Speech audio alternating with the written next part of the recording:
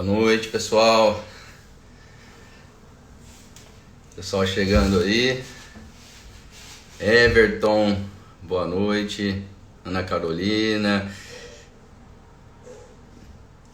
Giana.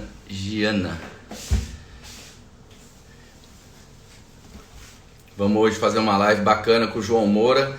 João Moura é professor doutor da área da educação física, né? Tem um canal dele no YouTube, Treino em Foco. Para quem não conhece, é um canal muito referência na área do treinamento, na área de educação física. E nós vamos trocar uma ideia com ele hoje sobre avaliação. E ele tá aqui, ó, já chegou na área aqui.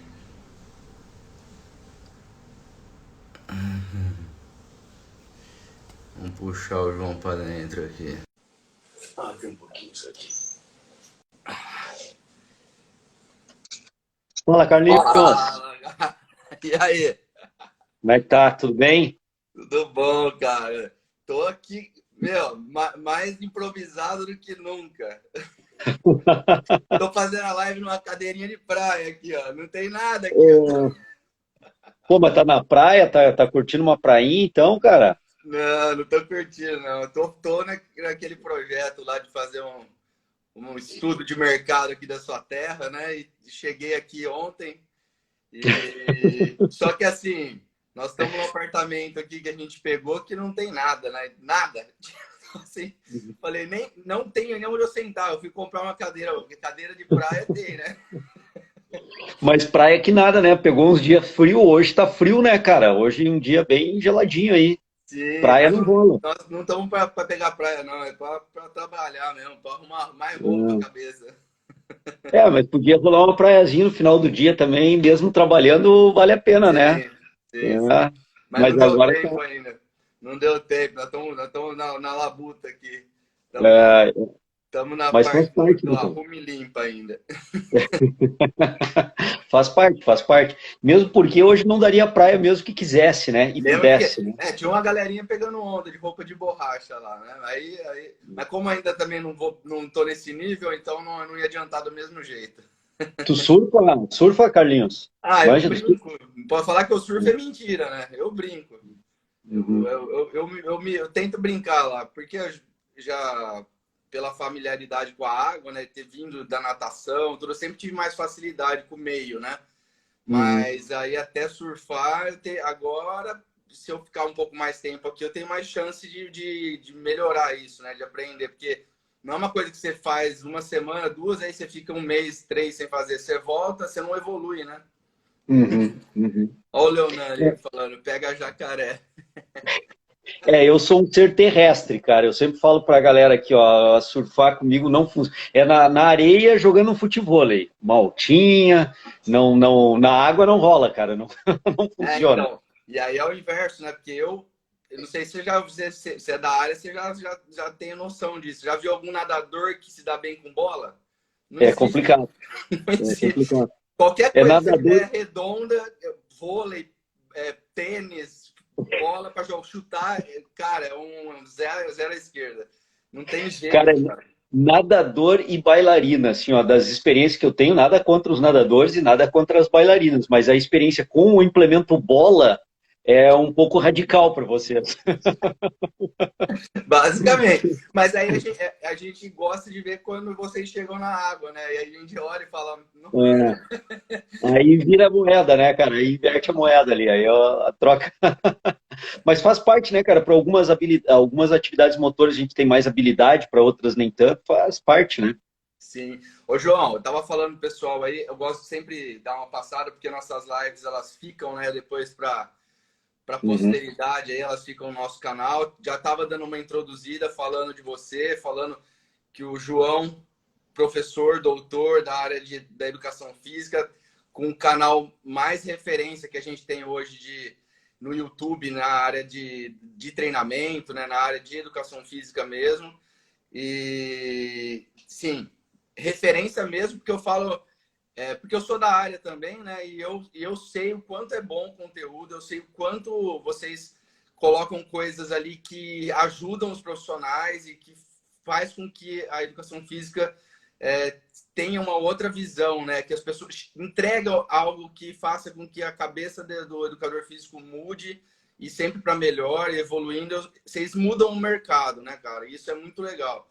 E, além de tudo, não é, como eu disse, não é qualquer um falando. É um cara que é referência, um cara que escreve, um cara que estuda. Então, assim, para mim, sempre um prazer enorme aqui ter você aqui junto com a gente, trazendo conteúdo para nossas redes, e depois a gente entrega isso para todo o nosso mailing. A gente sempre envia todas as lives para a nossa base, e é legal pra caramba. Pô, legal, Carlinhos. O Contente sempre contribui, né? O ano que vem, 2022, o Treino em Foco faz uma década no ar, né? Nosso canal no YouTube está de aniversário em junho do ano que vem, e aí a gente está há 10 anos, né? Uma década no ar. Hoje nós estamos com mais de 370 mil inscritos, né, no canal, e está fluindo bem, está andando bem. E desde do primeiro vídeo gravado, que a gente chama de vídeo aula, porque a intenção é criar aulas através de vídeos, né? Não simplesmente vídeos. A gente chama de vídeo aula, né? Trata elas assim e planeja como vídeo aulas. Desde a nossa primeira vídeo aula, nós tivemos com o intuito de contribuir com a educação física em diferentes áreas, né? E nós viemos fazendo isso, algumas transformações vão acontecendo ao longo do processo, que é normal, e eu vejo como evolutivo também. Então, se pegar os primeiros vídeos lá do Treino em Foco, dos primórdios, lá dos primeiros anos, o áudio peca um pouquinho, a gente ficava um pouco nervoso na frente das câmeras e tal. E hoje em dia já está muito mais evoluído, né? Inclusive o nosso respaldo científico também citando nos trabalhos. Mas a ideia é sempre É uma evolução constante, né? Na verdade, uma evolução não só desse aparato técnico, né? Mas vocês também, 10 anos a mais de profissional, vocês estão melhores hoje também, né? Então, vocês estão estudando mais, então, assim, são 10 anos de bagagem nas costas para entregar mais conteúdo de qualidade, né? É bem legal. Eu acho que vocês têm, além de ser um negócio, não tô falando de verdade, assim, né? Além de ser um negócio que o conteúdo é bacana, vocês têm carisma pra caramba. Isso que eu acho legal. Vocês são carismáticos, você sabe passar, tem a receita ali, tem alguma coisa ali que funciona. Cara, assim, ó, eu sou professor universitário há mais de 25 anos, né? Eu dou aula na universidade. Caramba, então, o que acontece? Você é desse planeta aqui, que é você não entrega, não, porque você começou com 15 anos da aula? Não, cara. Agora, setembro, eu tô fazendo 50 anos, cara. Meio século de vida, bicho. É tempo. Você tá de brincadeira. Cinquentão. Caralho, meu Deus, desculpa a boca, gente, mas pelo amor de Deus, eu tô quarentão no máximo ali. Eu acho que como dizem, eu acho que eu tô rodando de pneu murcho mesmo, porque não é possível. Porque eu tô com 40, pô, você tá melhor que eu. Cara, eu ponho em prática as coisas que eu leio, estudo e vejo que melhora a qualidade de vida. A educação física tem tanto a agregar, né? Então eu não posso estar tendo um discurso, faça exercício, se alimente bem, gerencie bem seu estresse, né? Que são as coisas aí, vários fatores que a gente sabe que vai levar uma longevidade, uma qualidade de vida. Eu não posso ter um discurso, né, Carlinhos, e não executar aquilo que eu coloco para as pessoas. Então, eu aplico o que eu comento nas videoaulas, eu aplico em mim. Então, eu procuro fazer uma boa alimentação, procuro fazer exercício físico constantemente, procuro gerenciar meu estresse dentro daquilo que é possível. Então, todos os aspectos que conduzem a uma boa qualidade de vida, uma boa condição para entrar na terceira idade depois. Eu estou próximo, né, cara? Com 60 anos já vou ser caracterizado como terceira idade, então daqui 10 anos eu já estou vovô, cara. Então, assim, o que eu falo... Olha, de verdade, não parece mesmo, sem sacanagem. Você parece bem mais, lógico, também pelo jeito, você é bem mais, assim, jovial, né, nas palavras, com o jeito. Pô, nunca imaginei mesmo, dava quarentão no máximo ali. É que eu tô no meio da gurizada, né, cara? E quando tá no meio da gurizada, tu te adapta ao meio, né? E aquele negócio, o que envelhece é o físico, né, cara? A cabeça do cara continua progredindo, evoluindo. E sim, eu não me enxergo com 50, mas vou fazer 50 agora, dia 30 de setembro, cara.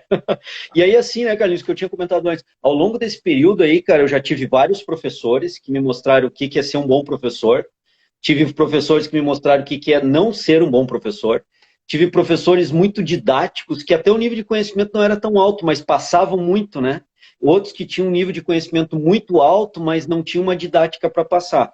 Então, ao longo desses 25 anos, eu procurei absorver o melhor de todos, daqueles que me ensinaram como não ser professor, daqueles que me ensinaram como ser professor, daqueles que me mostraram o que é não ser didático e aqueles que me ensinaram o que era ser didático. Eu procuro absorver e aplicar e rever meu procedimento. Então, eu assisto as minhas videoaulas.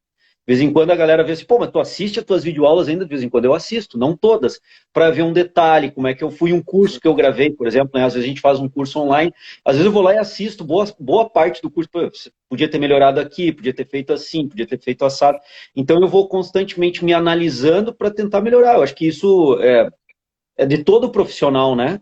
E eu tenho Sim, uma vantagem nesse aspecto, porque eu consigo me ver em ação através dos vídeos. Então eu consigo me sim. ver e com isso aprimorar, né? Sim, e também você tem essa capacidade de análise, né?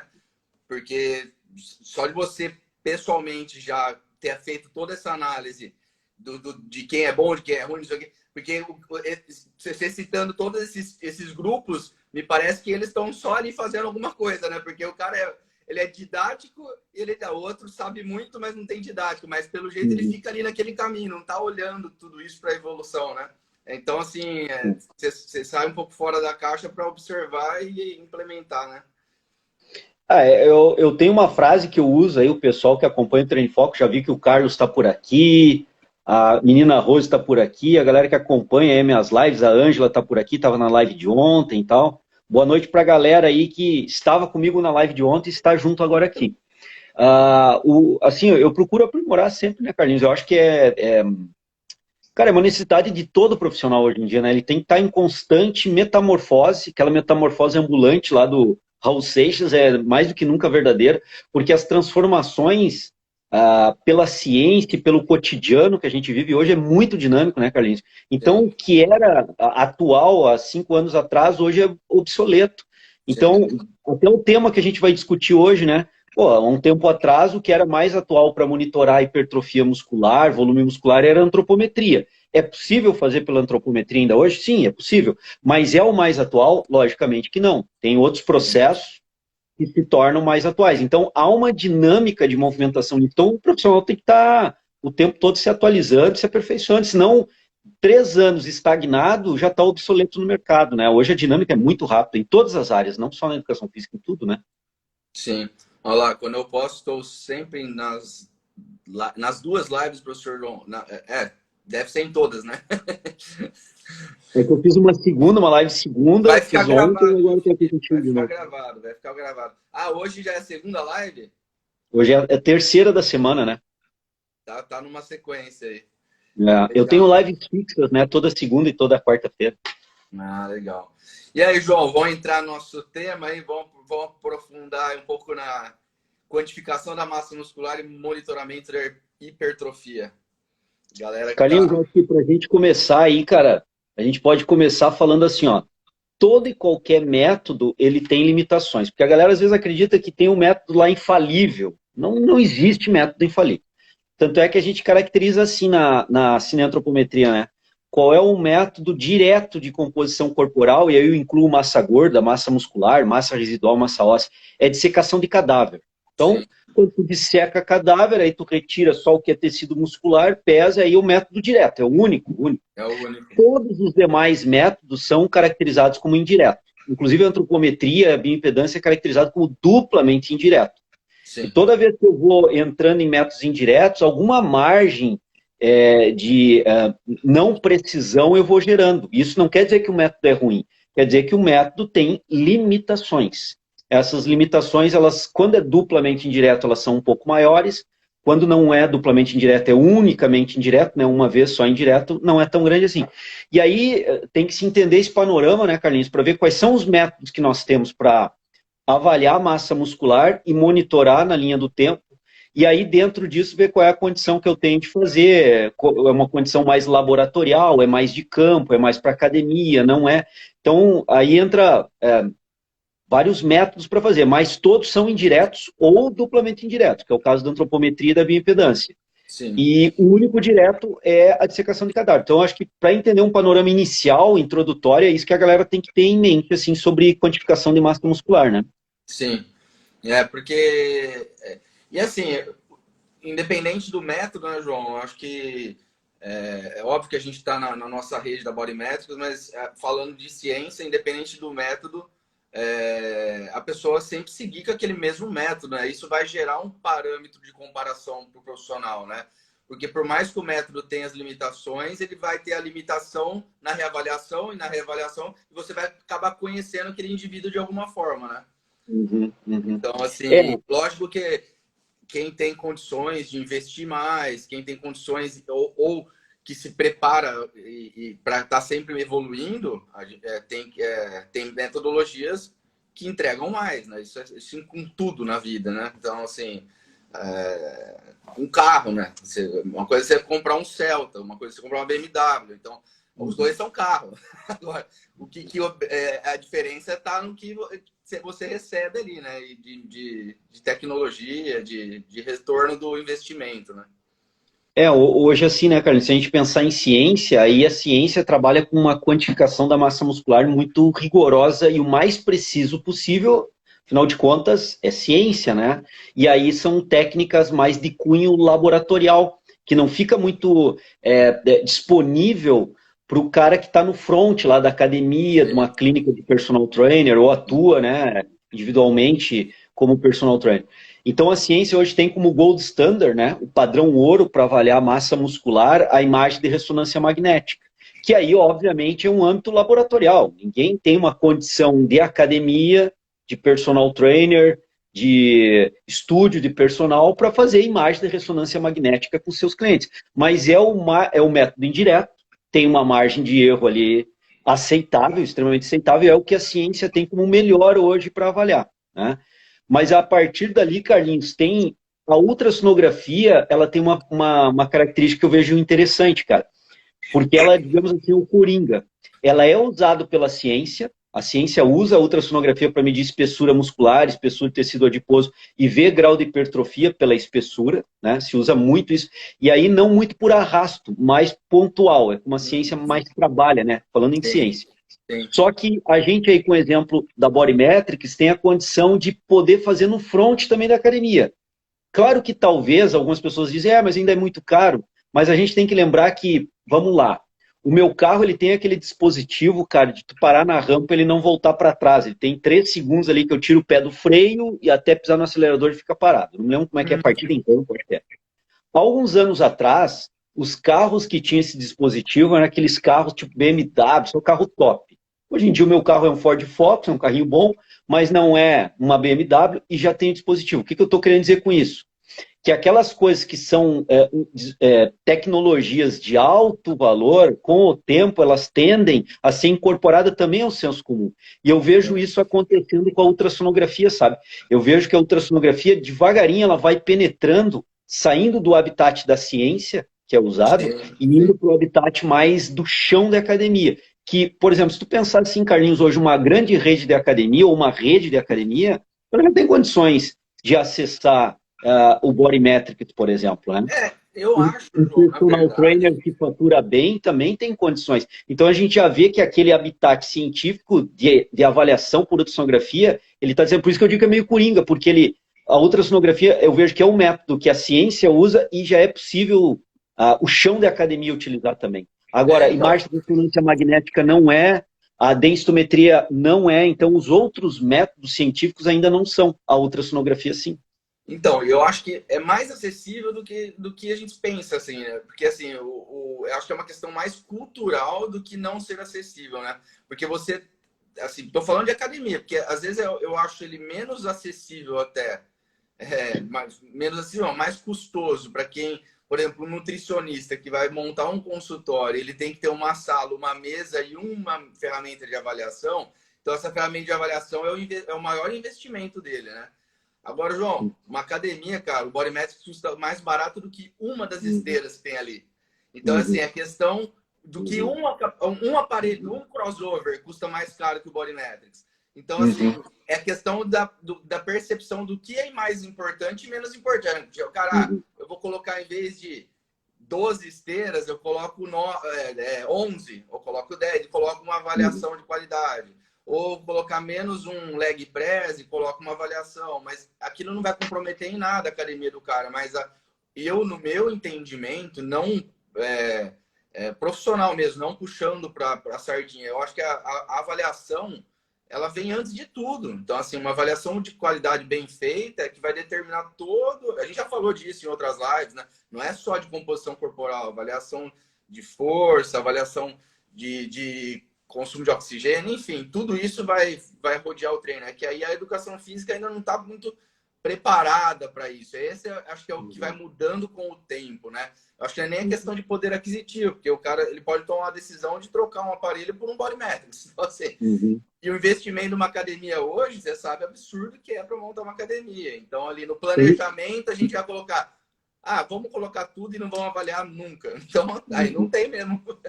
Porque para uma rede não é nada, um Bodymetrics. Aí eu concordo plenamente contigo. Se tu pensar em uma academia low cost, por exemplo, o cara tem 40 esteiras, cada esteira valendo 30 mil reais.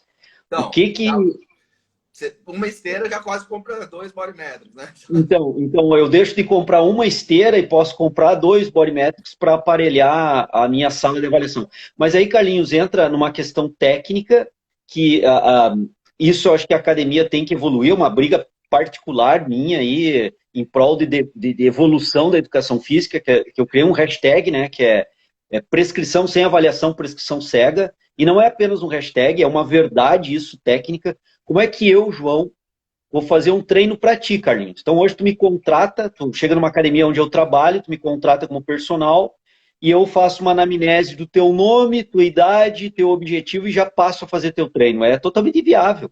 Ou seja, a partir de que dados, a partir de que conhecimento do cliente Carlinhos eu tenho para começar a montar cargas de treino para ti, tudo bem, eu tenho o teu objetivo, mas eu não conheço teu histórico de treino, não conheço teu histórico de vida, não sei detalhes da tua vida particular que são importantes para saber como é que é a gestão do teu tempo, como é que é o tempo para treinar, tem filho, não tem filho, qual é a tua morfologia, e aí então a gente entra em postura, morfologia, teste físico, ou seja, se o cara não avaliar, ele não tem condição de prescrever. Não tem. Assim, eu não entendo como vai prescrever, dosificar a carga de treino sem conhecer o cliente. E aí, quando a gente entra em avaliação, é um aspecto bem amplo. Dentro desse aspecto amplo, entra a morfologia do meu cliente. E aí, Carlinhos, é a discussão que a gente está fazendo. Se eu estou numa academia low cost, que eu tenho 40 esteiras, cada uma custa 30 mil reais, se eu deixar de comprar uma esteira, ao invés de ter 40 esteiras, eu tenho 39. Que efeito, que impacto terá sobre o meu setor de cardio? Nenhum, cara. Nada. De 40 esteiras eu fico com 39. Agora, com esse valor financeiro, eu consigo adquirir 2 Bodymetrics. Agora, qual é o impacto que eu terei na prescrição de treinamento e monitoramento de massa muscular, densidade muscular, taxa de gordura dos meus clientes ao ter 2 aparelhos de ultrassom e uma sala de avaliação adequadamente montada? E não precisa ser uma sala enorme, ampla, uma sala pequenininha, mas adequadamente montada. Então isso impacta demais na qualidade do meu serviço quando eu deixo de adquirir uma esteira, entre as 40 eu fico com 39, e com aquele valor eu invisto numa sala de avaliação. Né? Então eu compro um ultrassom e o outro valor eu equipo o restante da sala de avaliação. Então, é isso que a galera tem que entender. Qual é o impacto final lá no cliente? Isso impacta muito mais o cliente final do que eu, ao invés de ter 39 esteiras, ter 40 esteiras. Ele nem vai perceber, né? Uma menos, uma mais ali. Não vai impactar no serviço. É uma quantidade que nunca tá full ali, nunca tá usando todas, né? Ô, João, deixa eu só cortar um pouquinho aqui. A Daila falou que fez o investimento e não está conseguindo usar, que teria que ser o treinamento presencial. Daila, faz só um favor para mim, manda um direct para a gente logo após aqui a live, que eu depois vou te dar um suporte diferente aí para a gente resolver esse problema, tá bom? Carlinhos, daí o que a gente estava falando, assim, ó, aí tu tocaste nesse assunto, né? É mais uma questão, talvez, de dar o devido valor ao setor de avaliação como parte da prescrição, porque hoje eu vejo que grande parte dos gestores, coordenadores de área de musculação na academia e até os próprios personal trainers, a visão deles é assim, ó, setor de avaliação, setor de prescrição, como se fossem coisas separadas. E não é essa a realidade. A realidade é assim, ó, para eu prescrever eu preciso avaliar. Então, é inerente à prescrição a avaliação. Tanto é que eu sou totalmente contrário a dizer assim, ó, o valor da minha academia, a mensalidade é R$ 150 mais avaliação quando for feita. Não, a avaliação ela tem que compor a mensalidade, ela faz parte do processo. Então, eu não posso separar setor de avaliação, setor de prescrição, tem que estar junto. Então, eu acho aí, Carlinhos, que é preciso uma evolução da educação física nesse sentido. Entendo assim que a educação física tem que enxergar melhor isso, e aí a gente vai chegar na conclusão que tu mesmo falaste, cara, que o investimento no ultrassom passa a ser barato diante do que é feito financeiramente para a montagem de uma academia, até de um estúdio de personal. O cara gasta muito mais que isso. Então, o valor de um setor de avaliação bem feito, financeiramente falando, ele é bem abaixo do custo total do desenvolvimento de uma academia, o desenvolvimento de um estúdio de personal. Então, precisa um olhar mais profissional e técnico nessa área. Eu acho que falta um pouco isso, ou muito, acho que falta muito isso para a educação física. Eu acho que é uma mudança de cultura que demora, né? Tem um Felipe ali, ó, mandando uma ali pra gente, ali, ó, pra você. Ele explica melhor sobre a avaliação da qualidade muscular. Uhum. Olha, essa é uma questão bem legal, por exemplo, assim, ó. Quando eu uso a antropometria, eu consigo quantificar a massa muscular? Consigo. Eu vou usar equações preditivas, tem algumas boas, inclusive, eu consigo quantificar. Quando eu uso o DEXA, né, que é um aparelho que vai escanear, normalmente usado para densidade óssea, monitorar a densidade óssea, mas eu também consigo quantificar a massa muscular com boa precisão. Então eu tenho imagem de ressonância magnética, eu tenho o DEXA, eu tenho a antropometria, eu tenho a bioimpedância, que eu consigo quantificar a massa muscular. Então, nesse sentido, se equipara com a ultrassonografia, eu vejo assim. Agora, a ultrassonografia é essa pergunta a colocação aqui do Felipe, que é qualidade muscular. E aí uma defesa que a gente tem na qualidade muscular é a gordura intramuscular. É aquela gordura que está entre os tecidos musculares. Com a antropometria eu não consigo ver, com a bioimpedância isso eu não consigo ver, com a imagem de ressonância magnética fatiado, mas aí com técnicas laboratoriais até consigo, mas é com técnica muito longe do cotidiano do profissional. Já com a ultrassonografia, Carlinhos, esse é o que eu vejo assim, um grande diferencial de quem usa a ultrassonografia no front. É conseguir entender a qualidade muscular do cliente quando ele olha a densidade muscular, ou seja, o quanto de gordura intramuscular tem dentro daquele bíceps, daquele quadríceps, daquele glúteo, daquele vasto lateral, daquele reto abdominal. Então não é só olhar o tecido subcutâneo, que também é importante, obviamente. Entender a taxa, né, do tecido subcutâneo é fundamental. Mas além disso, eu consigo enxergar dentro do tecido muscular o quanto que eu tenho de gordura intramuscular ou não tenho. E aí eu começo a ver densidade muscular. Ela será tanto mais alta quanto menos gordura intramuscular eu tiver. Então, para um cliente que tem uma boa qualidade muscular, que é o termo que o Felipe usou, Felipe, o que a gente trata então como boa qualidade muscular? É um músculo que tem uma baixa taxa de gordura intramuscular. E isso com a ultrassonografia eu faço um arrasto do bíceps do cara, do tríceps, do peitoral, e eu consigo verificar e comparar diferentes clientes com qualidade muscular, ou seja, o cliente que tem menos taxa de gordura intramuscular, ele apresenta uma alta qualidade muscular. O cliente que, embora possa ter um volume muscular grande, mas tem uma alta taxa de gordura intramuscular, ele tem uma baixa qualidade muscular. Ele pode ter um volume muscular elevado, mas não com uma qualidade elevada. Então é uma visão, né, Carlinhos e Felipe, é uma visão diferenciada e que dá uma qualidade no meu serviço, ou seja, eu consigo ver que o Carlinhos, ele, embora tenha, em relação ao João, um menor volume muscular, a quantidade de massa muscular do Carlinhos é menor, mas, por outro lado, ele tem uma qualidade muscular melhor, porque, mesmo tendo uma quantidade de massa muscular menor, ele tem pouca gordura intramuscular, então ele ganha em qualidade muscular. Isso é um ponto extremamente positivo. Ao passo que o João, ele tem um volume muscular um pouco maior, mas a qualidade daquela musculatura não é exatamente a do Carlinhos. Então, eu posso confrontar clientes, discutir tecnicamente isso com o cliente e, obviamente, né, Carlinhos e Felipe, isso eu vou levar para a prescrição de treinamento. Aí eu vou discutir o que nós vamos fazer na prescrição de treinamento, vendo que o Carlinhos tem um volume mais baixo, mas uma alta qualidade muscular, o João tem um volume muscular mais alto, mas uma baixa qualidade. Então, aí a gente consegue ponderar, discutir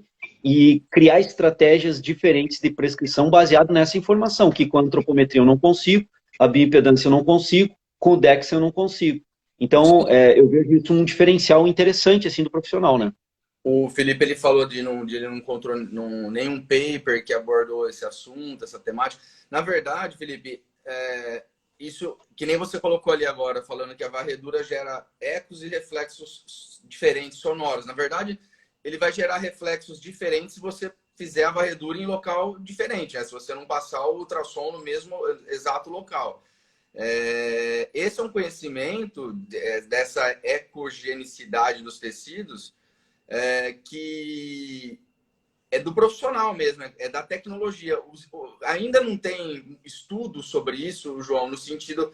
Isso eu sei porque eu tenho contato com a fábrica e eles estão tentando desenvolver algo nesse sentido, que é poder quantificar em percentuais de melhoria dessa gordura intramuscular, entendeu? Isso não é algo... É muito difícil de fazer pelo que o fabricante que... O cara é eu chamo ele de gênio, o cara é um gênio que desenvolveu lá, mas ele está buscando, mas ele relatou que é muito difícil de ele conseguir trazer um algoritmo, alguma coisa que seja confiável nesse sentido para o mercado agora. Ele não, mas é algo que eles estão buscando. Então, assim, realmente o ultrassom na composição corporal ainda é uma tecnologia nova para a composição corporal, e essa variável específica ela fica justamente no olhar do profissional. É igual um ultrassom quando o profissional está buscando uma lesão. Quem vai entender de leitura de ultrassom é o profissional, e quem vai encontrar a lesão é o profissional, a partir do exame investigativo da ultrassonografia. Não vai existir um protocolo que ele vai passar no bíceps e vai falar, lesão de bíceps. Não existe isso. Então, é o caso da gordura intramuscular. A gente consegue visualizar isso quando a imagem aparece mais pontos brancos refletidos nela, porque a gordura ela é mais densa no sentido de comparada com a água, né, que é o músculo, o músculo, a presença maior é a água dentro da célula muscular, e ela reflete mais o sinal sonoro. Então ela marca mais na imagem. Quando ela não tem gordura intramuscular, o sinal sonoro passa mais livremente, retorna livremente e não gera nenhum tipo de reflexo ali. Então a gente sabe que a musculatura está mais limpa, né? Tem menos gordura. Esse é um conhecimento que é do profissional e ele vai conseguir ver isso claramente na imagem. A evolução disso, né? Melhoria. Uma imagem comparada com a outra. Agora a gente não tem hoje falando, você tem 40% de gordura intramuscular. Isso quem fala, quem diz que dá gordura segmentada é algumas balanças aí, de forma que eu não acredito, mas... Aí eu vejo assim, ó, o Felipe está fazendo uma questão bem interessante, cara, mas se a gente comparar outros métodos também, o que nós estamos discutindo, a densidade muscular, como é uma avaliação visual dos pontos brancos ali na imagem, né, da ultrassonografia, é uma avaliação qualitativa visual, ela não é uma avaliação quantitativa.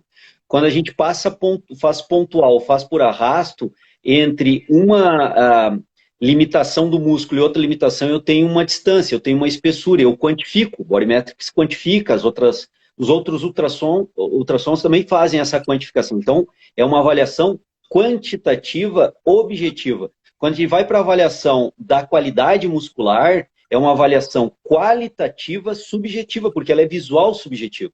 Então, o que acontece? É o que se tem hoje para fazer com a ultrassonografia. Agora, se o rapaz lá, como tu falou, conseguir construir um algoritmo que consiga pegar uma determinada área, confrontar exatamente aquela determinada área com outra, identificar os pontos brancos e colocar em percentual daquela área, a gente já consegue quantificar em percentuais de uma determinada área. Mas aí uma evolução que talvez aconteça, talvez não aconteça. Hoje em dia, o que se tem? Tu faz uma imagem A, 3 meses depois uma imagem B daquela região muscular e confronta. E aí, visualmente, é aquilo que tu estava falando, é a qualidade daí do avaliador, é a treinabilidade do olho, da competência avaliativa do avaliador, porque é subjetivo visual. Eu vou no subjetivo e no visual. Mas ao mesmo tempo, assim, eu falo que ela é subjetiva no sentido de... Talvez ele tem que ter esse conhecimento, né, João? Mas é tão visual que não tem como...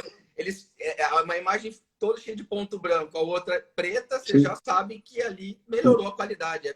Carlinhos, quando eu falo que é subjetivo visual, não é que está depondo, por exemplo, assim, ó, na postura, avaliando postura, vamos lá. Tu tem o método cimetrográfico e tu tens o método body fotogramétrico. O body fotogramétrico, tu gera ângulos de desvio. Então, se eu e o Carlinhos avaliarmos o Felipe, nós encontrarmos um desnível de cintura escapular pela body fotogrametria de 4 graus, não vai haver desacordo naquela avaliação, porque para o Carlinhos é 4, para mim é 4. Agora, na cimetrografia, o Carlinhos avalia, eu também avalio, a gente, pô, o cara tem um desnível de cintura escapular. Eu acho que ele é leve e moderado. O Carlinhos já diz, não, eu já acho que entrou no moderado, eu não colocaria. Então, há alguns desacordos na quantificação, porque ele é subjetivo. Mas que tu enxerga o desvio do cara lá na cimetrografia, não há discussão. Então, assim, não é que o método se torne menos eficiente, é uma característica, ele é subjetivo visual. Né? E isso é a característica dele. E isso, Carlinhos, aumenta a necessidade e a competência do operador, né? Do profissional que usa a técnica. Então, quanto mais treinado, mais hábil ele estiver, melhor será a competência dele em analisar isso. Quanto menos treinado, menos hábil, menor a competência. Então, isso eu acho que cresce também o empenho do operador, do profissional nesse sentido. Eu vejo isso com bons olhos, sabe? Com bons olhos. Sim. Que é mais ou menos o que o Felipe está falando, que ele é um método avaliador dependente. Ele é avaliador dependente, né? O cara tem que saber manusear mesmo o equipamento, o ultrassom. Se ele não souber manusear, ele nem escanear ele direito, ele vai fazer o trabalho, né? Então, é o que eu acho legal, né? Muito melhor do que subir numa balança onde a secretária aperta o botão e você pega uma fitinha lá e acha que tá tudo certo. Vamos fazer um comparativo assim, ó, sem querer defender, mas vendo os fatos, né? Analisando assim, friamente. A antropometria é avaliador dependente. Porque se eu não demarcar certo ponto da dobra cutânea tricipital, eu estou medindo em lugar errado. Se eu não definir bem o ponto da suprilíaca, eu estou medindo em lugar errado. Se eu manusear errado o adipômetro, posicionar ele errado, eu deformo a dobra e vou ter uma dobra alterada da medida subcutânea do cara. Então, também é avaliador dependente. Agora, a bioimpedância. A bioimpedância, a gestante não pode fazer se o cara está tomando algum medicamento que retenha líquidos no corpo, ele não pode fazer bioimpedância porque ela vai jogar uma corrente elétrica ali, se o cara estiver hiperidratado ou hipoidratado, vai alterar o resultado. Ele tem que estar hidratado.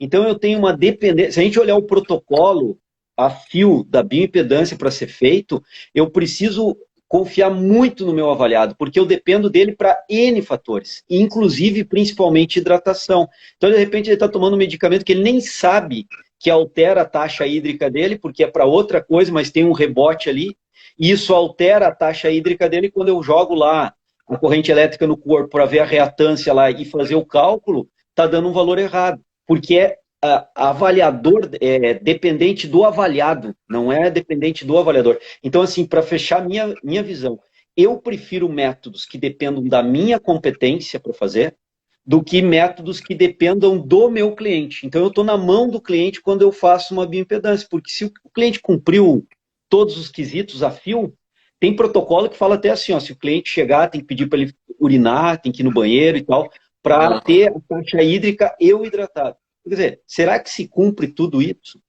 E aí, de uma avaliação para outra, o cara pode ter uma modificação, um dia está um pouco mais hidratado, um dia está um pouco menos, isso altera o resultado. Então, eu prefiro ser avaliador dependente, como a antropometria e ultrassonografia são, né?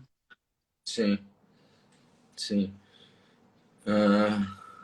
Meu áudio, o pessoal está reclamando, já a terceira pessoa que fala que está baixo o meu áudio. Você está me ouvindo bem, João?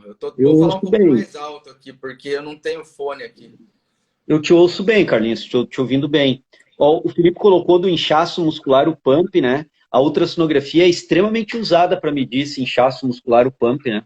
E tem um trabalho, Felipe, não sei se tu conhece, que é de 2020, se eu não estou enganado, do Hiroto, que ele fez uma correlação entre o inchaço muscular agudo, medido com a ultrassonografia, o pump, né, aquele agudo, mediu os caras, botou os caras a treinar, os caras ficaram com o pump, aquele inchaço agudo, mediu de novo. E aí ele fez um trabalho crônico de hipertrofia e tentou associar aquele inchaço agudo do treino com o processo hipertrófico crônico. Ele achou uma correlação que não é muito alta, mas algum nível de... Ó, Felipe disse que leu aí. Então tu viu ali que eles acharam uma correlação, né, Felipe? Não é uma correlação muito alta, mas eles acharam uma correlação entre o pump, né, um inchaço muscular medido com a ultrassonografia, e o processo crônico de hipertrofia. Tem alguma relação, então tu pode associar até um certo nível. Curiosidade agora, essa relação você fala em que sentido? Qual que foi a correlação que eles encontraram, João? Agora eu Eles fiquei fizeram, curioso. eles fizeram uma correlação, a mais alta dos processos que eles fizeram, se eu não me engano, foi a correlação de Pearson lá, R,35 ou E aí R,39. e esse pump indica que, por exemplo, no caminho final ele chega ali na hipertrofia depois. Ser- Seria um elemento. O que eu leio desse artigo, o que eu tiro para mim é que a correlação não foi alta. Então, por exemplo, o meu professor de estatística falava, né? Tu tem uma correlação de 0,30 e tu calcula o coeficiente de determinação, tu encontra lá 19, 18% de associação entre o pump e a hipertrofia. Então, quer dizer o seguinte, que o processo hipertrófico final ele tem uma influência um pouco abaixo de 20% do pump. E os outros 80%, o que estão influenciando lá na hipertrofia? Bom, aí é a dieta do cara, o tipo de treino, são as outras variáveis. Mas o que o trabalho do Hiroto lá mostrou é que existe uma certa influência do pump, nesse sentido, na correlação estatística que ele fez. Mas um peso, Carlinhos, de menos de 20%. Por isso que tem que manjar um pouquinho de Não, estatística para ver a eu correlação. achei Né? interessante assim, porque o pump, o Felipe tá interagindo ali, a quantidade de pump indica a quantidade de hipertrofia teoricamente. Mas aí eu fui mais longe com a minha cabeça aqui. Porque, teoricamente, esse cara vai hipertrofiando, ele vai crescendo, né? 20% para menos esse teórico, tá? Isso tem que deixar claro, assim, qual é o grau de influência? 20% para menos. E os outros Porque você 80% imagina um que cara levam a que hipertrofia? ele vem crescendo, né? Hoje o pump dele é um que indica um tamanho, vamos dizer. Amanhã ele tá daquele tamanho. Aí ele tem um pump que indica outro tamanho. Aí chega o cara, fica o Ronnie Coleman lá e. É que a correlação que eles viram, Carlinhos, é assim, ó, se tu teve um grande pump do treinamento, tu hipertrofiou mais cronicamente no final do período lá de intervenção. Se tu teve um pump menor, tu hipertrofiou menos. Então essa foi a correlação.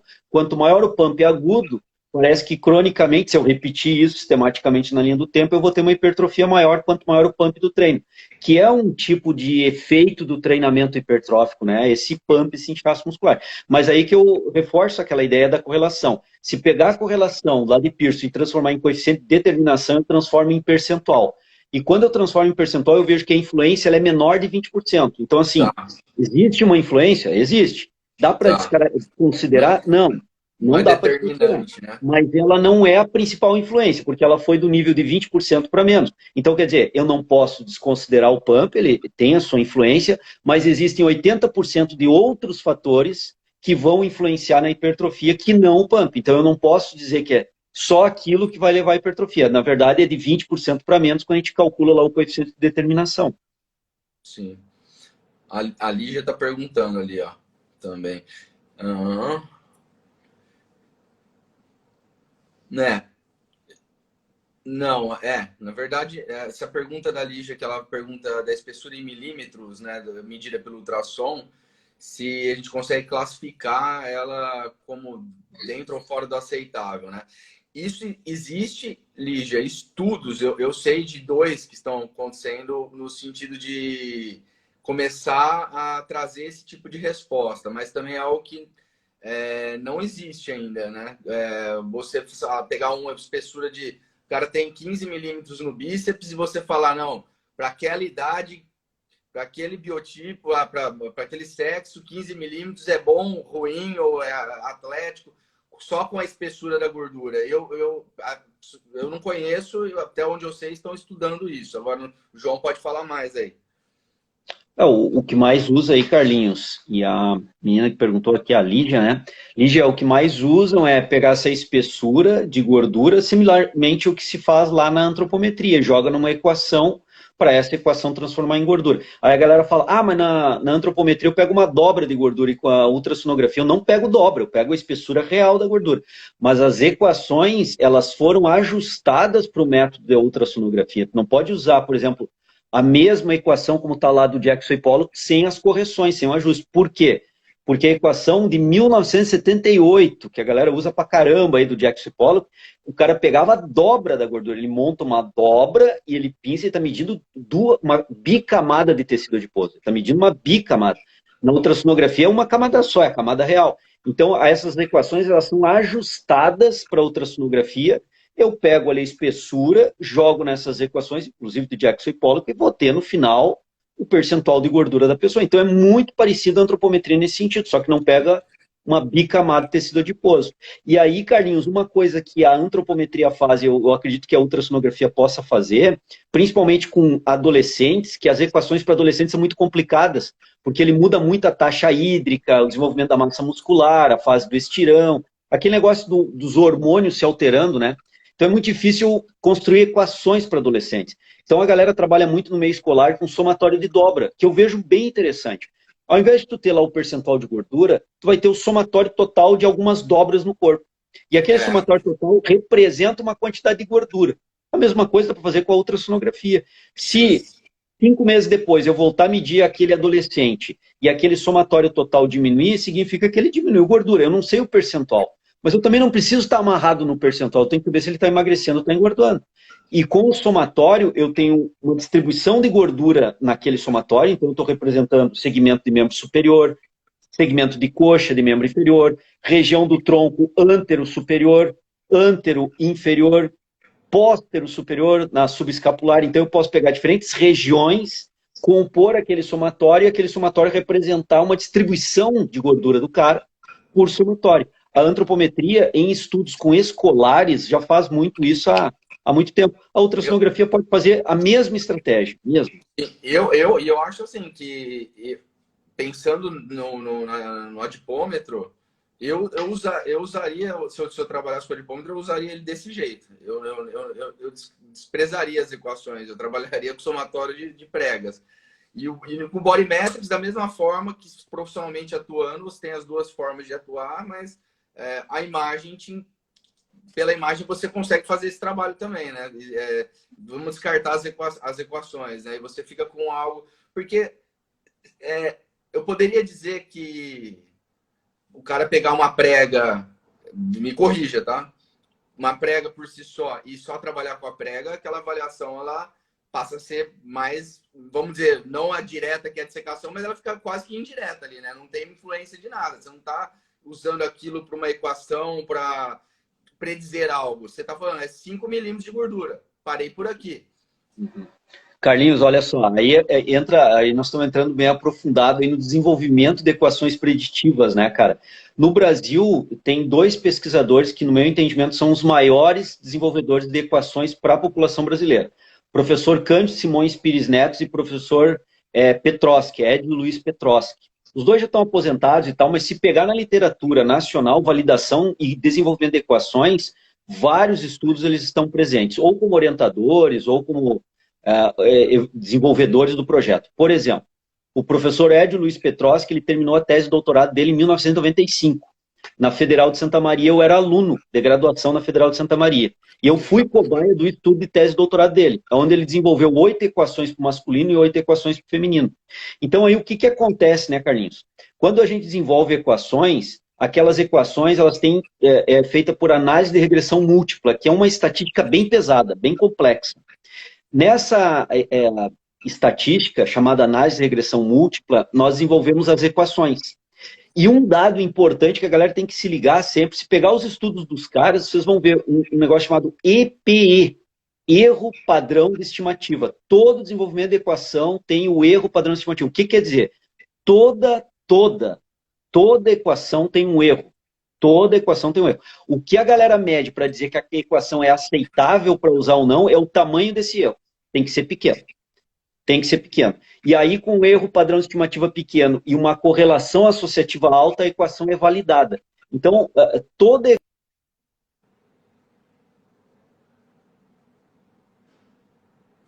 Deu uma travada aqui para mim. Travou aí para ti, Carlinhos? Travou. Voltou agora. Não sei onde que parou aí na minha colocação.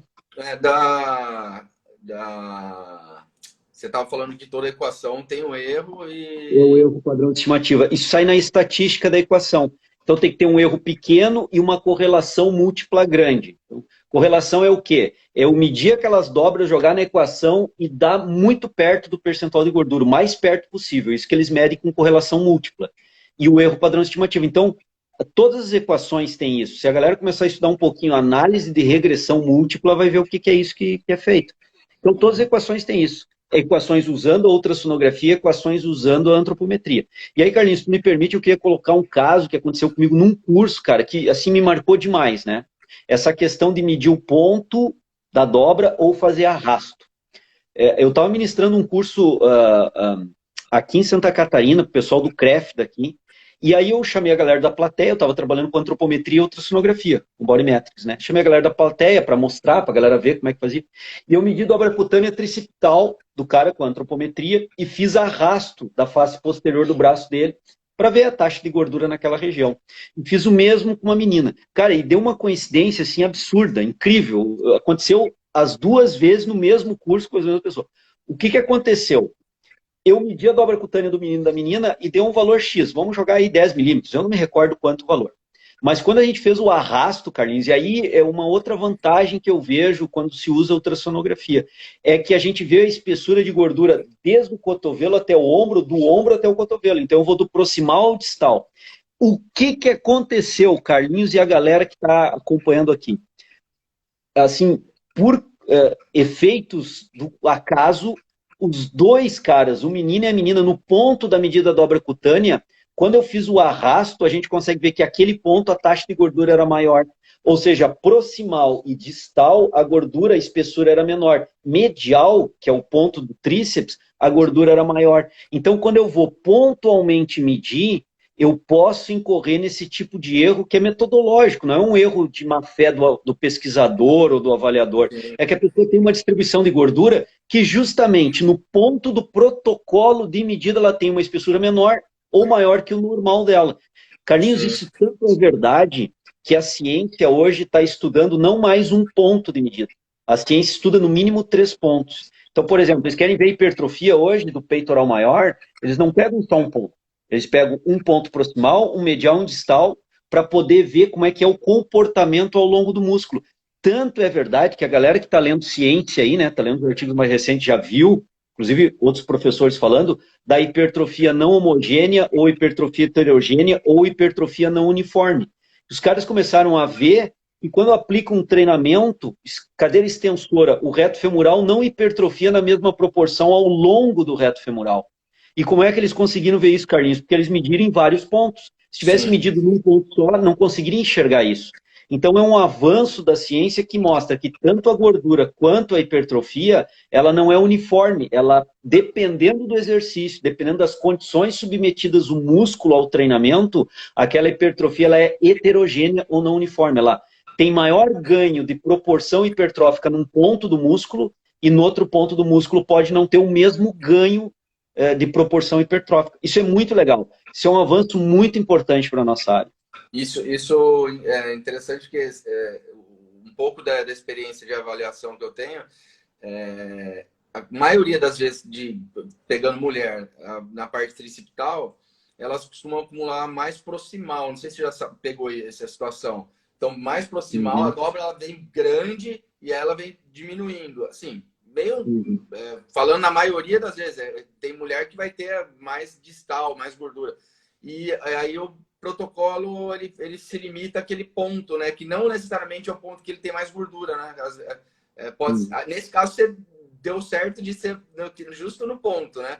Mas porque essa pessoa, eu não, aí é o que você falou, né? É uma questão do protocolo, né? Não tem como vai entrar no bolo lá, né? Não tem como a gente ficar preso a isso, né? Porque um vai ter a gordura ali, o outro não vai ter, e o protocolo é o mesmo, né? Então, mas aí... Inclusive, é o mesmo ponto de extração para o ultrassom também, né? Então, é a questão da equação, né? Limitação de todo método duplamente indireto, né? E aí, Carlinhos, isso eu vejo como um avanço da área de antropometria, da área da ultrassonografia, da própria ciência, né? Então, ao invés de se atrelar hoje a medir um ponto de gordura ou músculo só naquele ponto protocolado, por exemplo, antropometria, bordo lateral do acrômio, extremidade do olecno, face posterior do braço, ponto medial entre bordo lateral do acrômio e o olecno. Marca ali vai medir a dobra cutânea, ali vai medir o perímetro. Só que ali eu não tenho a visão da distribuição ao longo do segmento braço, né? E quando eu faço um arrasto pela ultrassonografia, eu acho mais interessante, porque a imagem que vai formar na tela para mim é uma imagem da continuidade da face posterior do braço. Então eu consigo ver claramente isso que tu falou. A região proximal ao ombro tem uma taxa, uma espessura de gordura maior.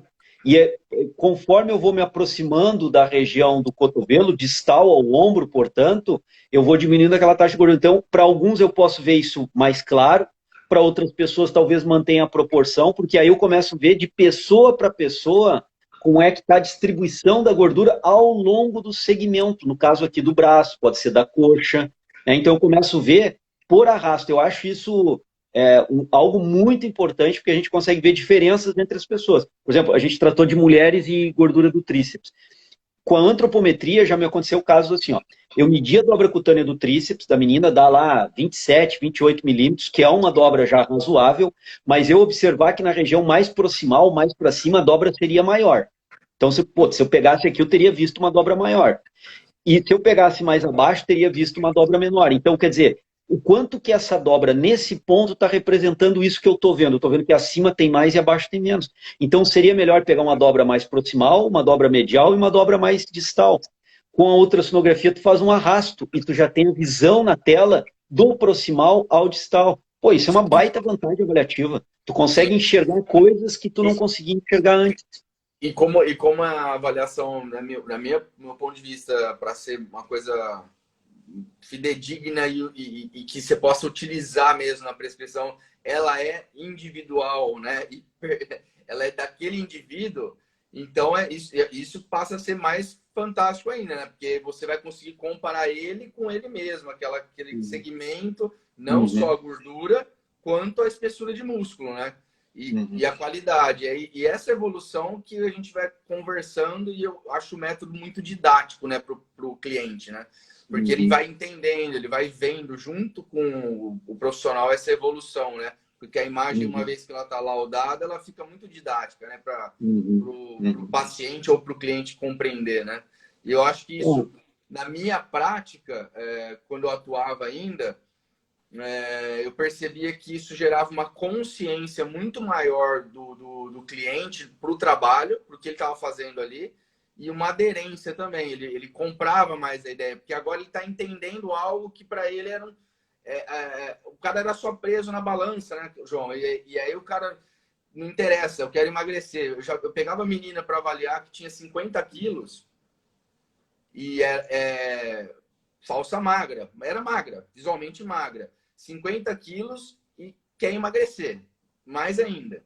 E aí, só que você pegava e fazia o scanner no tríceps da menina, cara, o bíceps, o tríceps era meu dedo e a gordura era 3 dedos. Então, e aí você mostrar isso para a pessoa e falar, você precisa ganhar músculo. E não necessariamente isso vai impactar na balança. Pode ser que você fique com os mesmos 50 quilos, mas você não precisa perder peso, você precisa mudar a sua composição corporal. E a pessoa passa a entender quando ela vê, porque ela não acredita até então, não vai acreditar. Passa a fita métrica e pesa, ela vai continuar falando, eu tô gorda, quero emagrecer, quero perder. E não viu que a musculatura dela tá um lixo, né? Que ela vai chegar com 60, 70 anos e vai ser a que vai pra cadeira de roda, porque não vai conseguir andar. É que ela não enxerga, né, Carlinhos? Ela não tem a visualização disso, né? E quando ela tem a visualização, tu ganha poder didático para explicar, né? E aí tu está colocando uma situação pedagógica. Eu defendo muito isso, em todos os parâmetros da educação física, né? Pô, explica para o teu cliente, mostra para ele por que é importante um controle postural, por que aquele exercício ele tem que fazer diferente dos outros, porque ele tem um problema lá no joelho que impede que ele faça com amplitude total, e para ele tu restringiu a amplitude. Por que para aquela cliente tu não fez aquele exercício? Porque ela tem uma determinada característica postural que não pode. Então, eu defendo, Carlinhos, eu defendo muito o profissional ser o mais pedagógico possível, explicar, ensinar para o cliente o tempo inteiro. E na parte da avaliação, idem. Eu tive uma cliente aqui, quando eu trabalhei eu tive uma clínica de personal trainer aqui em Blumenau, ela era arquiteta, uma arquiteta bem conhecida da cidade aqui, e assim, como depois eu discuti com ela, uma falsa magra. Porque com roupa, ela era uma mulher alta, 1,80 m, pô, mulher linda, cara. Então, as primeiras vezes que ela entrava lá na clínica, pô, a galera parava para olhar, pô, mulher bonita. Só que assim, o interessante é que a primeira vez que eu medi ela com antropometria, eu fiz área magra e gorda do braço, ela tinha 48% de área gorda do braço. E não era um braço grande, mas era um braço normal. Só que a constituição daquele braço era muita gordura. Só que daí eu tive que fazer um desenho de um corte transversal do braço para mostrar, ó, aqui tá teu úmero, aqui está o teu bíceps, o teu tríceps, esse aqui é o teu anel de gordura, isso aqui é 48% do teu braço e tal. Então, quer dizer, eu tive que criar um artifício, porque eu usei antropometria para poder explicar. Ela entendeu, mas uma mulher arquiteta que tem um conhecimento até de geometria extremamente avançado pela profissão dela, né? E tanto marcou isso, Carlinhos, que toda vez que eu fazia avaliação com ela, ela não me perguntava qual era o percentual de gordura que tinha melhorado, ela queria emagrecer e precisava. Ela me perguntava, João, quanto é que está a área gorda do braço? Era o que ela queria saber. Ela chegava, a primeira coisa que ela perguntava nas outras avaliações era a área gorda do braço. Então isso marcou. E isso me marca também porque, pô, a gente conseguiu explicar para ela de uma forma didática que ela compreendeu que aquilo também era importante. E justifiquei para ela, Carlinhos, a importância de fazer um trabalho de força hipertrófico para braço. Porque a princípio ela não queria, ela queria emagrecer. Aquela ideia que muitas mulheres que não são da área do fitness têm, né? Tem que emagrecer só um pouco. E com aquele desenho, com aquela informação, ela viu, não, peraí, se eu emagrecer, meu braço vai ficar muito fino, porque 48% da área do braço é gordura. E ela compreendeu, tanto é que marcou, né? Toda a reavaliação, ela me questionava primeiramente isso. Então é legal a gente ver esses parâmetros, para a galera que nos acompanha aqui também ter assim, ó, pô, esses são parâmetros que eu tenho que discutir com o cliente, Sim. pedagogicamente, educar o cliente, porque isso vai responder positivamente para mim, isso vai voltar positivamente para o meu trabalho. O cliente vai ver que eu entendo do que eu faço e eu estou preocupado com a mudança dele, mas uma mudança técnico-científica, né? Que eu não posso só cumprir o objetivo dele. Eu estou mostrando que além dela querer emagrecer, ó, vai ter que hipertrofiar braço. Isso na prática, João, mercadologicamente falando, eu também tive do outro lado, né? Como você teve, eu também tive clínica, 15 anos. Na prática, isso gera muito. A gente sabe que a aderência do aluno não é grande em academia de baixo custo, é uma rotatividade absurda. Na clínica, menos, né? O profissional ele tem mais poder de segurar o cliente. Mas isso ajuda muito na aderência do cara. Ele fica muito mais ligado àquilo que ele está fazendo no trabalho. Ajuda até para o mercado do cara, porque no final das contas, o cara quer ser um bom profissional, estudar, ter a tecnologia, ter bons equipamentos, porque ele quer, no final das contas, ter melhores resultados financeiros. Né? Ninguém está ali. Não é caridade, né? O profissional estuda para ser recompensado, e a forma de recompensar é ganhar dinheiro. E se o cara não tem a aderência do cliente dele, se o cliente é entre sai, o cara às vezes não saca qual que é, né? Ele não se liga que ele entregar dessa forma que você falou, né? Não só na avaliação, mas em todo o trabalho, de forma didática, mostrar o quanto você tem conhecimento para o seu aluno, faz toda a diferença no final. O cara é seu aluno, ele é seu aluno para sempre, ele não quer saber de outro. Agora, o cara é acomodado, que é limitado, que não quer saber, o 3 de 15 lá, o 3 de 15 da sala de musculação, esse cara ele é dispensável, né? Então, o aluno vai para outro lugar, ou para de fazer simplesmente, que é mais, assim, que é mais danoso ainda, né? Para a população, para o mercado, para pessoas, porque muitas pessoas não têm o hábito de ir para academia, não gostam. Quando chegam lá, se deparam com uma situação dessa, o cara volta, aí o cara só vai lá daqui uns 5 ou 10 anos, quando o médico dele mandar ele ir. Então, assim, é muito ruim isso, né, para o mercado como um todo, né?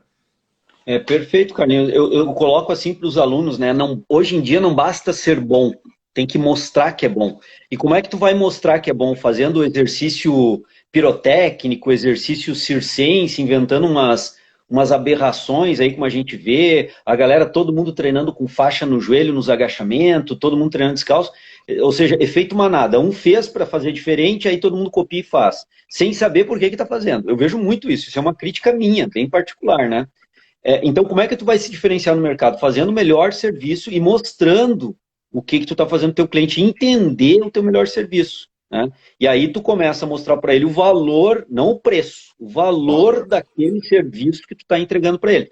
E se tu subir depois o preço da tua sessão treino, muito provavelmente o cliente pode até não ter o dinheiro para pagar, ficou caro demais para ele, mas ele compreende o valor. Ele diz, não, é justo. O trabalho desse cara é justo, eu não tenho condição de continuar com ele, ficou muito alto para as minhas condições, mas é justo, o cara não está me explorando.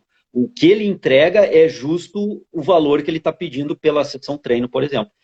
E aí, dentro dessa dinâmica, o Léo fez uma colocação aqui falando das circunferências entre estruturas, né, para a imagem. Por exemplo, ele colocou aqui, ó, coxa direita e coxa esquerda, né, o que isso agrega no dia a dia. Então, está dentro dessa nossa discussão. O que, que agregaria eu medir perímetro do lado direito e do lado esquerdo? Eu diria que, se eu tivesse condição, Léo, eu faria a melhor análise possível com o meu cliente de personal, morfologicamente falando. O que, que seria isso? Eu vou, principalmente assim, ó, se é um, vamos pegar um caso que eu tive aqui em Blumenau. O meu cliente era empresário, do nível de empresário da área têxtil aqui de Blumenau, fatura muito, trabalha numa empresa tradicional há anos, então, assim, financeiramente não era o problema dele. E ele foi atleta de tênis na adolescência e continuava jogando o tênisinho dele. Ele tinha 40 anos na época que eu trabalhei com ele. Então, o que, que acontece com um cara nessas características? O tênis é um esporte de ação motora unilateral. E a gente sabe, se pegar o Rafael Nadal e olhar o Rafael Nadal de camiseta regata ou sem camisa jogando tênis, vocês vão ver que o lado esquerdo dele é maior que o lado direito, porque ele é canhoto. O tenista Rafael Nadal. Então, o tênis, ele tende a desenvolver assimetricamente o corpo. Tanto é que o Flávio Sareta, que já parou de jogar tênis e foi um grande tenista brasileiro, é um cara que tem um monte de problema postural, ele mesmo já falou, dor por todo o corpo em função da prática do tênis, que não equilibraram as cargas, porque o tênis tem carga assimétrica. Como tem o voleibol, como tem o basquete, como tem o badminton, estou usando o tênis como exemplo. Então, o que, que eu faria? Se eu receber esse cliente, empresário, 40 anos, começando a treinar, eu vou me preocupar um pouco com as possíveis assimetrias corporais que ele tenha em função da prática longeva do tênis, porque foi atleta juvenil, se manteve jogando peladeiro de tênis, mas 3, 4 vezes por semana. Então, medir o perímetro do lado direito e confrontar com o lado esquerdo passa a ser, para esse cara, uma informação interessante, para eu ver se em membro inferior, coxa e perna, existe uma assimetria de perimétrica ali. Se em braço existe uma assimetria perimétrica. Se eu pensar em ultrassonografia, fazer o lado direito e o lado esquerdo para ver a espessura muscular do tríceps, do bíceps, direito e esquerdo, do reto femoral lá com o vasto intermédio da coxa direita, da coxa esquerda, e confrontar essas imagens. Isso pode ser um diferencial para mim, para aquele cliente, aquilo que o Carlinhos estava falando, né? A avaliação é individual, não vou fazer isso para todo mundo, mas para aquele cliente, essa informação passa a ser primordial, pelas características que eu identifiquei naquele cliente. E aí eu vou entregar essa informação, encontrando ou não assimetria para o meu cliente, porque eu encontrando ou não assimetria, com a ultrassonografia ou a antropometria, ou com os dois até seria interessante. Ter o perímetro e ter a visão muscular e entregar essa imagem também para ele. Isso vai dar um valor para o meu trabalho absurdo perante aquele cliente. Por quê? Porque eu estou fazendo algo que está fora do efeito manada. Ou seja, eu não estou inventando exercício, não estou fazendo ele treinar descalço, não estou botando faixa no joelho dele. Eu estou fazendo algo que ninguém faz, ou poucos fazem, mas ele está entendendo por que eu estou fazendo aquilo. Aquilo tem uma lógica de ser feito para ele. E se eu identificar assimetrias, eu justifico um procedimento prescritivo agora. Ó, nós vamos ter que começar a trabalhar mais teu lado esquerdo, porque o teu lado direito, que tu usa no tênis, ele está mais o braço hipertrofiado. Perna não teve problema, coxa não teve problema. Agora, o teu braço está mais. Então, nós vamos ter que começar a trabalhar um equilíbrio muscular entre direita e esquerda. Eu tenho dados para justificar essa tomada de decisão prescritiva com o cliente e justificar para ele. Isso aí dá um valor, para mim, absurdo no serviço prestado. E é fazer bem feito o que tem que ser feito, basicamente. O Felipe falou ali, para complementar, que a perimetria ela traz informações, né, do osso, da gordura, do músculo, de tudo, né? E o ultrassom ele traz ali a imagem, a área de secção transversa mesmo, né? Então você consegue pegar só o músculo e descartar todo o resto, né? E comparar músculo. E isso você encontra os desequilíbrios musculares, né? Que muitas vezes eu peguei isso já. Perimetria igual e diferença, desequilíbrio muscular aparente, entendeu? E tinha desequilíbrio muscular. Peguei perimetria igual, acho que eu já até falei para você numa live disso também, a gente já discutiu isso, de reto femoral, onde a gente pega o escaneamento medial, onde a gente pega o reto e o vasto intermédio, de uma coxa reto femoral desse tamanho, intermédio assim, na outra coxa era inverso. Só que a perimetria era igualzinha. Então ele tinha um desequilíbrio dos grupos ali musculares. Só que visualmente e na fita era igual. Só que com o ultrassom a gente via diferenças entre os grupamentos. Ali é legal também, porque consegue trazer. E muitas vezes, assim, não era a nossa área, mas eu acredito até que não era nossa área de atuação ali, mas acredito que para um fisioterapeuta, essa informação num tratamento, às vezes, de um quadro de dor ou de lesão que o cara sempre está incorrendo, é uma informação também valiosa, né? Claro que sim. Nessa mesma linha aí, tem um vídeo gravado do Treino em Foco, a gente usando aí o Body Metrics, que eu peguei o Caio, que trabalha direto, a galera que acompanha sabe quem é o Caio, é aquele que tá lá para sofrer, né? Fortão, marombeiro e tal. Ele tá sendo pago para sofrer, como eu falo. Cara, tá sendo pago para sofrer, não reclama. Eu tô de brincadeira, o cara trabalha intelectualmente muito mais até do que eu dentro do Treino em Foco. É o cara que lê artigo aí, traz os artigos para eu ler, faz a seleção, né? Legal. Mas tá lá para sofrer também. Tá lá para sofrer também. E aí, na época, o Jean fazia parte da equipe Treino em Foco. O Jean, ele é atleta de arte marcial, mais especificamente jiu-jitsu e judô, onde tem o agarro no kimono e tração, né, para derrubar. E aí o que acontece? Flexão de cotovelo muito treinada pelo agarro no kimono e a flexão do cotovelo para derrubar. E aí nós fizemos tá gravado, é só a galera procurar aí no canal no YouTube. Nós fizemos o perímetro do Caio confrontando o perímetro do Jean. O perímetro do Caio foi maior, o perímetro do Jean foi um pouco menor. Só que quando nós começamos a escanear massa muscular, tríceps e bíceps, a gente começou a ver assim, ó, o Jean, o volume, a espessura do bíceps braquial dele com o braquial, né, que pega os dois ali, era muito maior do que o do Caio, mesmo o Caio sendo marombeiro. E o Caio tinha um tríceps muito maior. Então, quando a gente pega o perímetro, o Caio tinha um perímetro um pouco maior do que o do Jean. Então tem um braço maior. Mas aonde é maior? Aí vem o que o Felipe colocou aí também. Por que aquele perímetro é maior? E aí ficou bem legal, porque a gente viu que o Caio tem um perímetro um pouco maior, porque o tríceps é bem maior, e o Jean tem um perímetro um pouco menor, porém o bíceps dele é muito maior que o do marombeiro. E muito provavelmente especificidade, né? Agarra o kimono e traciona. Porque o Jean é um atleta de nível nacional, então é um cara que treina muito pesado isso. Então a gente começou a raciocinar as especificidades e viu que só o perímetro, tudo bem, o Caio tem um perímetro um pouco maior. Mas aonde que está o volume muscular realmente maior? Era no tríceps e não no bíceps. Porque até o Jean, mesmo tendo um perímetro menor, tinha uma espessura de bíceps maior do que do Caio. Então isso é legal, são informações que se tu não conciliar a perimetria com a ultrassonografia, tu não consegue distinguir isso. Sim, não, e é totalmente a especificidade mesmo, né? Você pega ali e consegue te dar o cheque, né? Checkmate ali, consegue ver. Lê aí, João, da Denise. Nesse caso de assimetria, qual a melhor forma de trabalhar?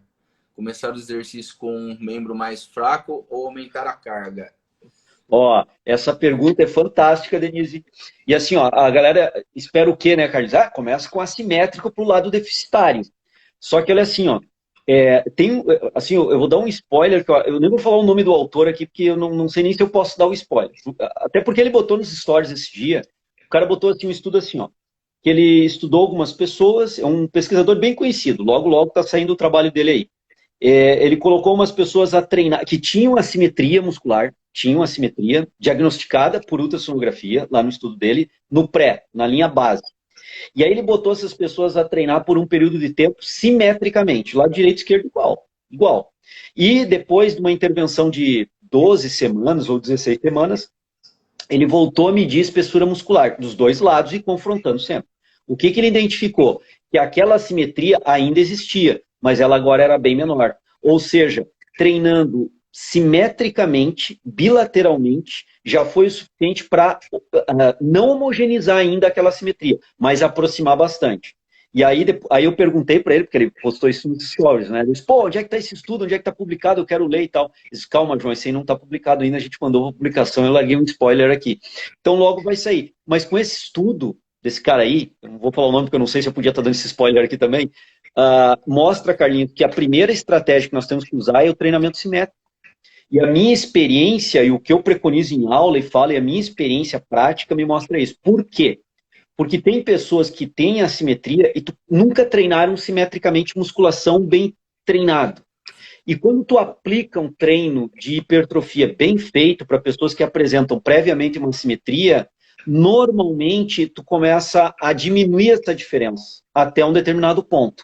Então, eu prefiro começar com treino simétrico e monitorar. Se isso estiver acontecendo, eu vou levar esse treino simétrico até quando eu ver que estagnou e não homogeneizou mais. Porque às vezes eu consigo, já teve caso comigo, que eu corrigi a simetria só com treino simétrico, que parece ser o que esse estudo também aí, quando sair publicado, está mostrando. Isso tem um pouco a ver com... João, se eu falar o termo errado, você me corrige, que eu já estou um pouco afastado faz um tempo dessa área de treinamento. Tem um pouco... treinamento cruzado, que isso fala, tem um pouco... que é a relação de você treinar um membro só e o outro responder. E responder no outro. Nesse caso, não, Carlinhos, porque nesse caso eu estou treinando os dois membros. O que está com déficit de desenvolvimento muscular.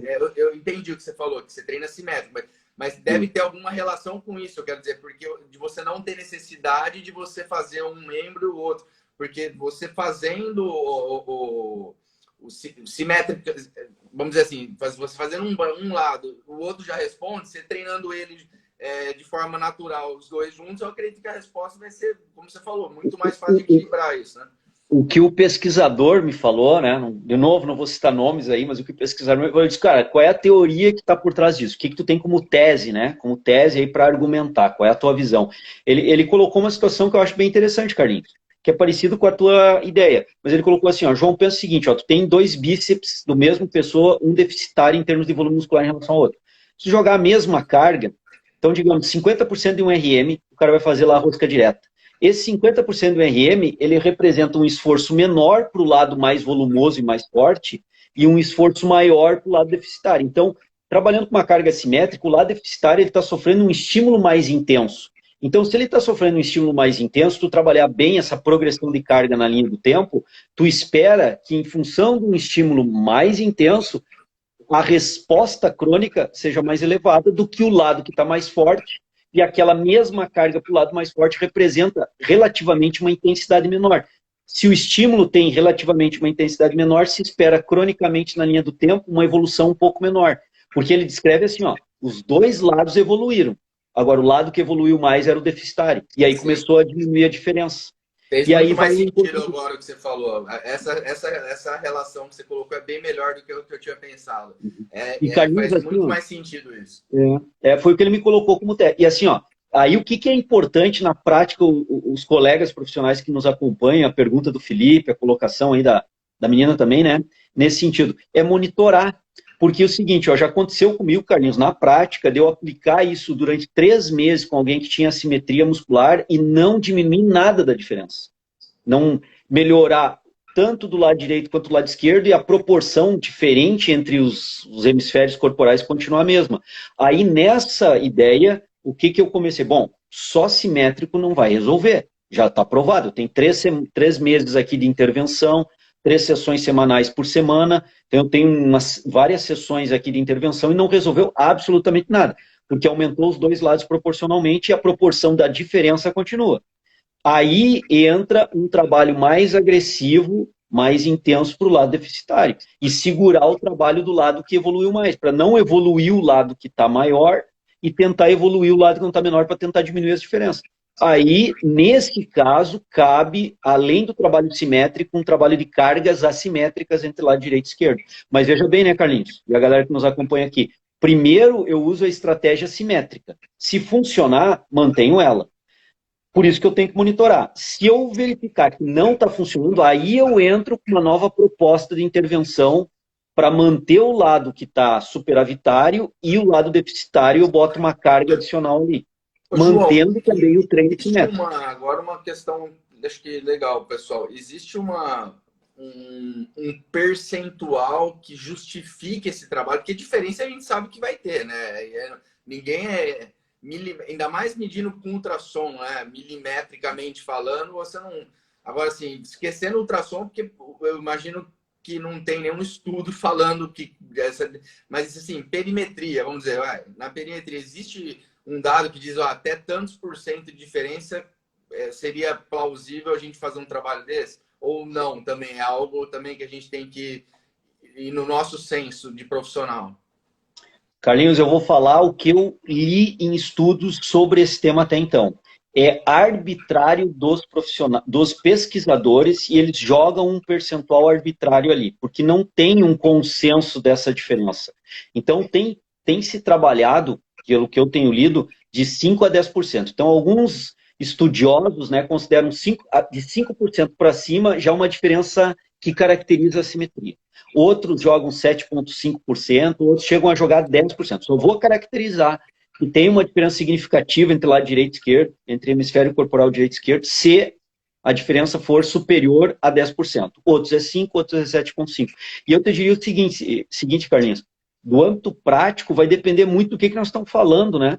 Se é um desenvolvimento muscular, se é uma simetria de coxa, se é de perna, se é de braço, eu acho que tem que levar outras variáveis no contexto, não é botar um valor fixo, assim, 5% para toda e qualquer simetria.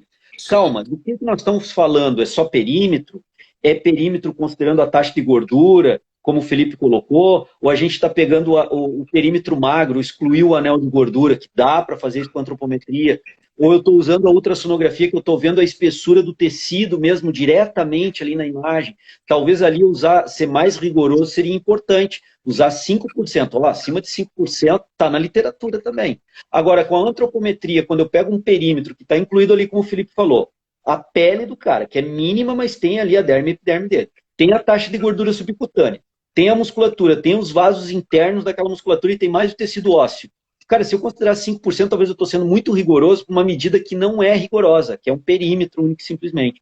E aí talvez seja melhor, na minha prática profissional, eu considerar 10%. Pô, acima de 10% eu vou considerar. Por quê? Porque no perímetro eu não sei se a diferença está na gordura entre uma coxa e outra, entre um braço e outro, ou está na musculatura. Eu estou medindo só o perímetro.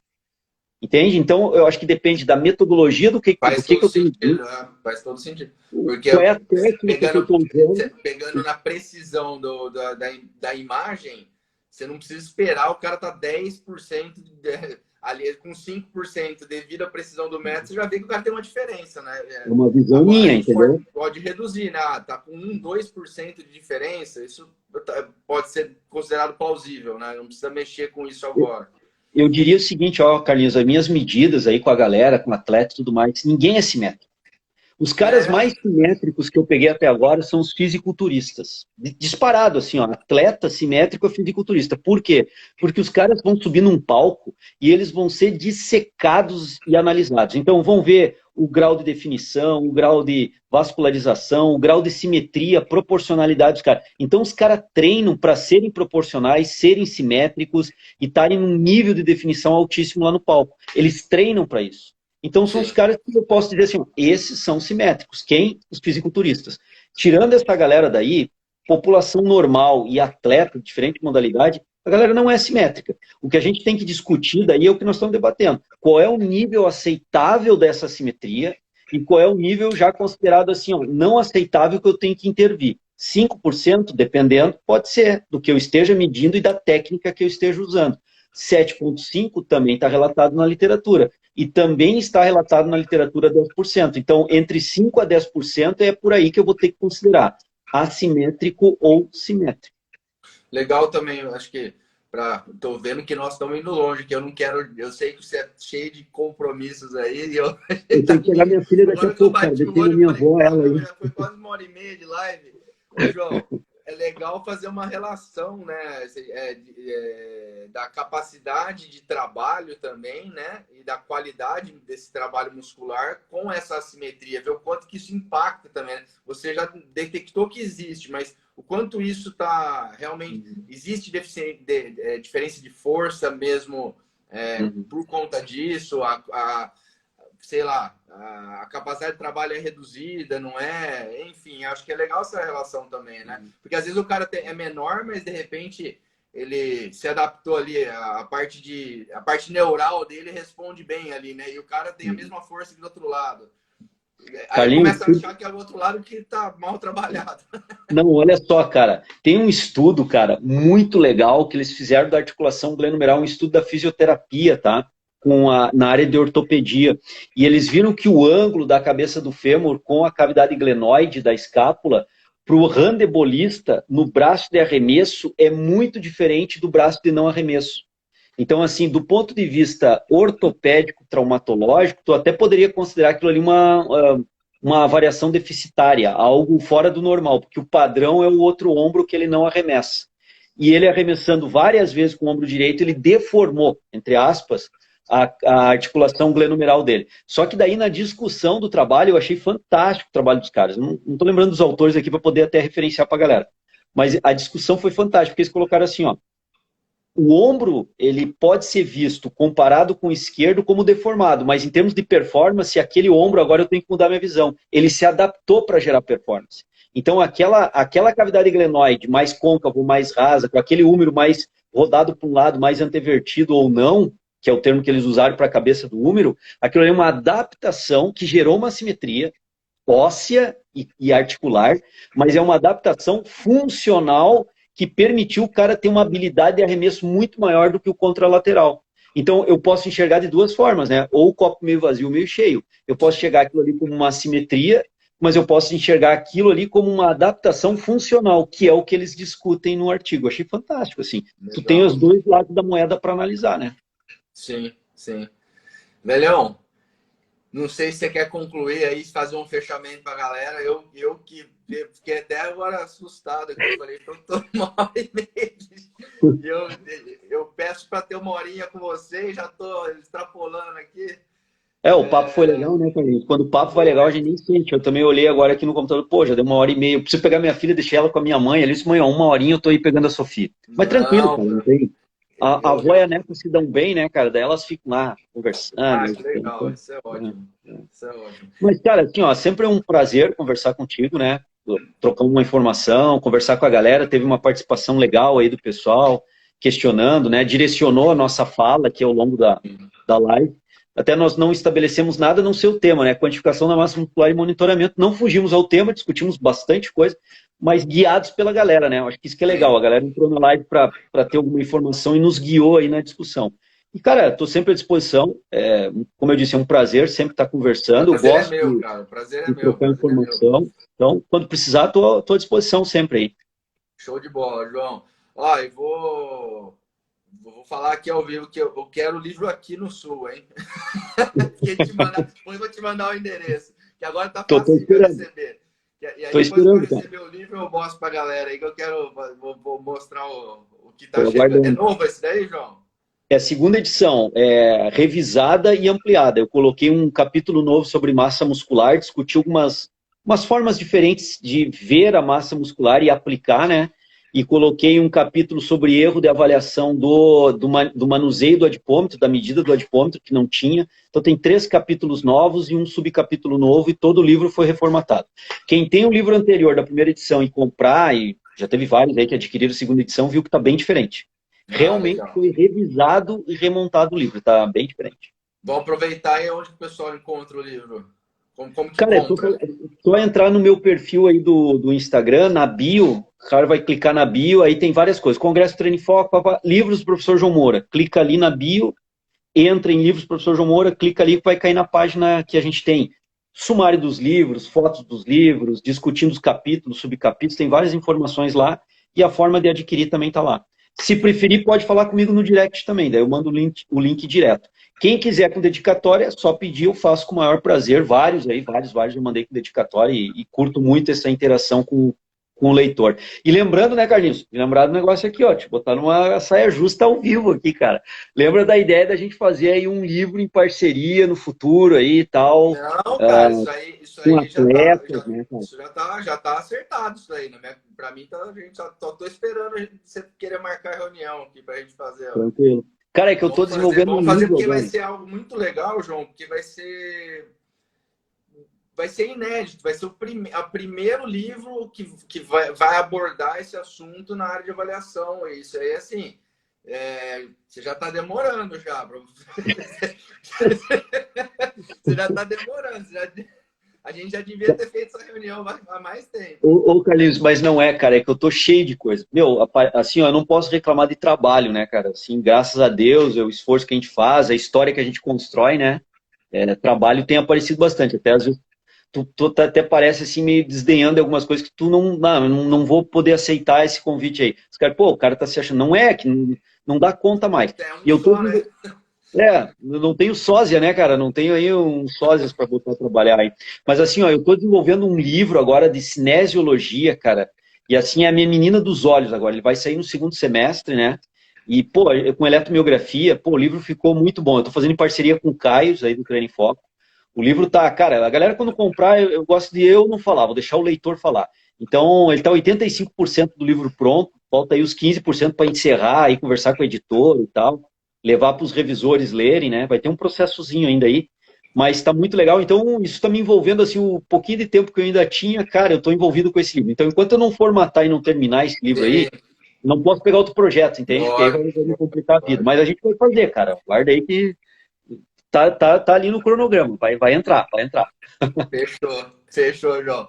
Ó, a live fica gravada, viu, Denise? Pode ficar tranquila. Vai estar lá no nosso Instagram e também no YouTube da Bodymetrics também. A gente coloca ela lá. E no blog da Bodymetrics também. Show. Fechou, João? Valeu, Carlinhos. Tamo junto, tá? Obrigado aí mais uma vez pelo convite Obrigado e pelo você, bate-papo, cara. cara. Sempre um prazer mesmo. E vamos que vamos. Precisando é só chamar. Show. Tamo junto aí. Valeu, galera. Valeu, Obrigado aí pela abraço. participação, Boa tá? noite, Tchau, pessoal. tchau. Obrigado a presença de Valeu. todos aí.